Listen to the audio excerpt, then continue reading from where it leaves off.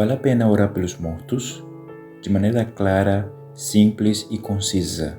A resposta é não. Talvez isso seja muito óbvio para a maioria das pessoas fora da esfera católica, claro. Porém, não é justamente para aqueles com a fé católica. Basicamente, a Igreja Católica Apostólica Romana baseia-se no livro apócrifo de 2 de Macabeus, capítulo 12, versículos 38 ao 45.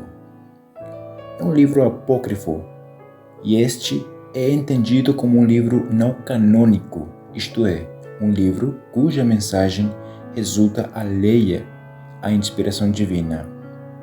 Embora 1ª e 2ª de Macabeus possam ser úteis como fontes de informação histórica, isso não quer dizer que tenham sido escritos sob a inspiração do Espírito Santo. Portanto, o valor desses livros está só na sua historicidade e nada mais.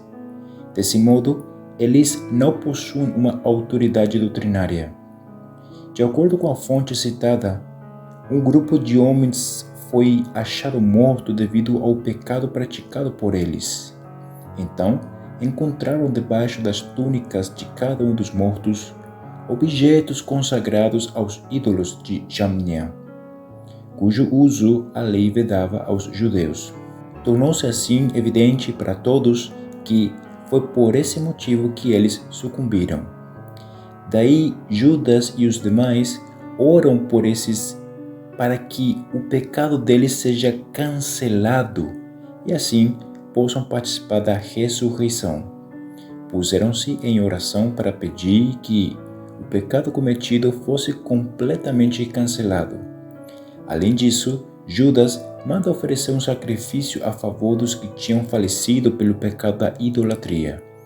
Depois, tendo organizado uma coleta individual, enviou a Jerusalém cerca de 2.000 dracmas de prata, a fim de que se oferecesse um sacrifício pelo pecado.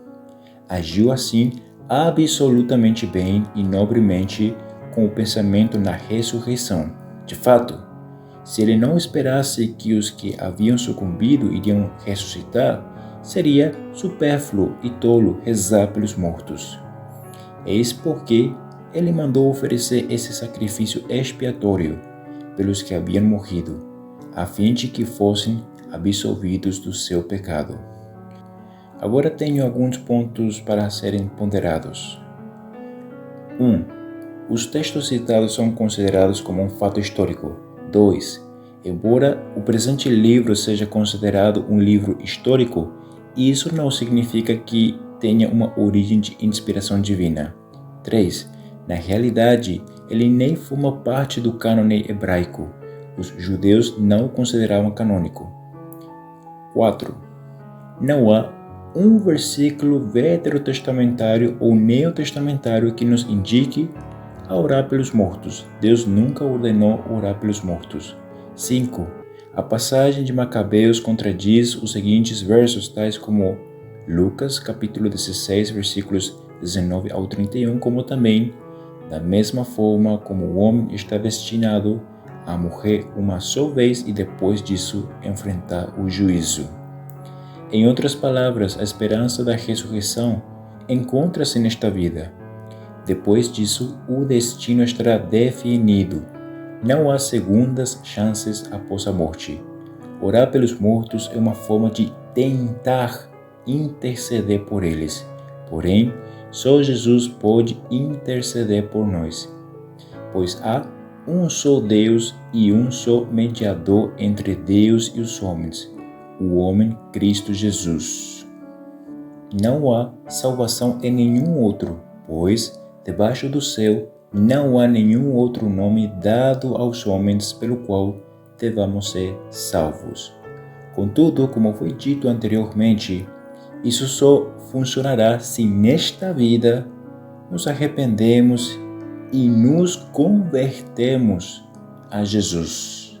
Depois disso, será tarde demais. Não deixe para amanhã a sua conversão para Cristo. Que Deus continue nos abençoando.